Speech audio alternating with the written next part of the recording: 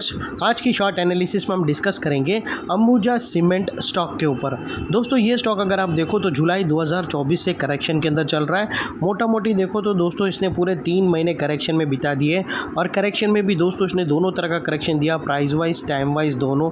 ज़्यादातर इसने price wise correction दिया जहाँ पर ये स्टॉक काफ़ी हद तक डाउन साइड करेक्ट हुआ प्राइस वाइज, और उसके बाद स्टॉक ने टाइम वाइज करेक्शन दिया जहाँ पर ये स्टॉक ने एक साइडवे कंसोलिडेशन किया, एक रेंज बनाया, स्ट्रॉन्ग बेस बनाया और अल्टीमेटली उसको ब्रेकआउट किया है। और फिलहाल ये स्टॉक को देखो तो दोस्तों यहाँ पर मल्टीपल पॉजिटिव फैक्टर्स एक साथ ब्रेकआउट हुए हैं, जिसके तहत ये स्टॉक करंट लेवल से अपसाइड में 5 to 8% रनअप के लिए रेडी है।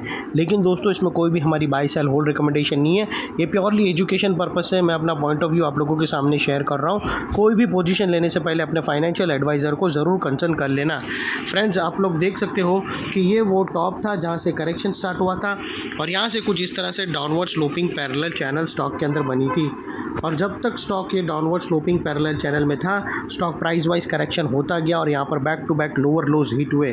फ्रेंड्स अगर आप देखो तो फर्स्ट लोअर लोज यहाँ पर हिट हुआ, सेकंड लोअर लोज यहाँ हिट हुआ, थर्ड लोअर लोज यहाँ पर हिट हुआ और फोर्थ लोअर लोज यहाँ हिट हुआ। और जैसे ही दोस्तों ये downward sloping parallel channel upside में ब्रेकआउट हुई, इसे मल्टीपल हायर हाइज को ब्रेक करके उसके अबाउ सस्टेन क्लोजिंग देकर कंफर्म कर दिया करेक्शन कंप्लीटेड। यहाँ पर दो बड़ी चीज़ एक साथ हमें मिली दोस्तों। पहला तो इसने डाउनवर्ड स्लोपिंग पैरेलल चैनल को अपसाइड में ब्रेक किया, जिसकी वजह से जो straight downside price wise correction आ रही थी वो रुक गई। और सेकेंडली इसके अंदर जो continue back to back lower lows hit हो रहे थे वो स्टॉप होके उसके अगेंस्ट में फर्स्ट टाइम हायर हाइज लगा, जो हमें कंफर्म करता है कि स्टॉक के अंदर करेक्शन कंप्लीटेड और यहाँ पर बॉटम लग गई है और ट्रेंड इसका चेंज हो चुका है। करेक्शन का ट्रेंड बाई साइड की तरफ शिफ्ट हो चुका है। अनलेस एंड अनटिल यहाँ पर कोई नया लोअर लोज ना मिले या फिर पुराने लोअर लोज के नीचे क्लोजिंग ना मिले, तब तक हम यही मानकर चलेंगे कि बॉटम लग गई है और स्टॉक अभी अपसाइड मूव के लिए रेडी है। और दोस्तों बात कर लेते हैं यहाँ पर डाइवर्शन का। तो फ्रेंड्स अगर मैं आप लोगों को RSI डालकर दिखाऊँ तो यहाँ पर हमें पॉजिटिव डाइवर्शन विटनेस होता है। दोस्तों प्राइस एक्शन के जो लास्ट लोअर लो स्विंग है अगर आप देखो तो वो डाउन साइड में टिल्ट होते हुए नज़र आते हैं यहाँ से, और वही दोस्तों अगर आप RSI के लोअर लो स्विंग देखो तो वो अपसाइड में टिल्ट हुए हैं और यहाँ से हमें ब्रेकआउट मिला है जो एक अपसाइड मोमेंटम पंप कर सकता है स्टॉक के अंदर। और अल्टीमेटली दोस्तों यहाँ पर बात कर लेते हैं चार्ट पैटर्न की। तो दोस्तों यहाँ पर अगर आप देखो तो फ्रेंड्स हमें एक डार्वस बॉक्स या फिर पैरेलल चैनल ब्रेकआउट होता हुआ मिलता है। फ्रेंड्स अगर आप देखो तो यहाँ पर हमें एक पैरेलल चैनल ब्रेकआउट होते हुए मिली है। और दोस्तों यहाँ पर आप लोगों को एक और चीज़ नोट करना है कि फ्रेंड्स हमें जो क्लोजिंग मिली है वो एग्जैक्टली नेकलाइन के ऊपर मिली है। हमें नेकलाइन के ऊपर एक और क्लोजिंग चाहिए, यानी अबाउ हमें जो क्लोजिंग मिली है वो 634 के मिली है, हमें 637 के ऊपर क्लोजिंग चाहिए। अभी तक नेकलाइन ब्रेकआउट हुई नहीं है, एनी मोमेंट ब्रेकआउट हो सकता है। वो नियरेस्ट ब्रेकआउट के एकदम नियरेस्ट क्लोजिंग दी है विथ हाई वॉल्यूम के साथ। तो दोस्तों हमें सिर्फ एक और कैंडल का क्लोजिंग चाहिए। अभी फ़िलहाल जो हमें करंट क्लोजिंग मिली है वो 634 के ऊपर मिली है और हमें अबाउ 637 के ऊपर एक ग्रीन कैंडल क्लोजिंग चाहिए। जैसे ही वो मिल जाएंगी उसके बाद ये डार्वस बॉक्स एक्टिव हो जाएगा ट्रेड लेने के लिए और फिर वो अपसाइड मोमेंटम स्टार्ट करेगा। और दोस्तों ये जो इनसाइड जैसे ही दोस्तों ये मोमेंटम ब्रेक होगा अपसाइड में, तो ये जो इनसाइड रेंज है ये 5 से 8% की है।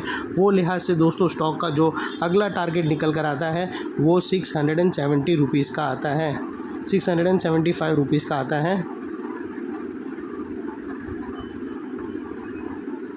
जो तकरीबन दोस्तों नेकलाइन से 10% होता है। और उसके बाद दोस्तों यहाँ पर मैं आप लोगों को स्टॉप लॉस सजेस्ट नहीं कर सकता हूँ, व्यू नहीं दे सकता हूँ, क्योंकि दोस्तों अभी एक ब्रेकआउट कैंडल आई नहीं है। और जैसे ही दोस्तों ब्रेकआउट कैंडल आ जाए तो आप अपने एडवाइज़र को पूछकर ATR की हेल्प ले सकते हो या फिर फर्स्ट ब्रेकआउट कैंडल के लो के नीचे क्लोजिंग बेसिस पे आप रख सकते हो। लेकिन दोस्तों आप लोगों को इतना मेक श्योर करना है कि आपका risk to reward ratio at least 1:2 या मिनिमम 1:1.5 रहना चाहिए।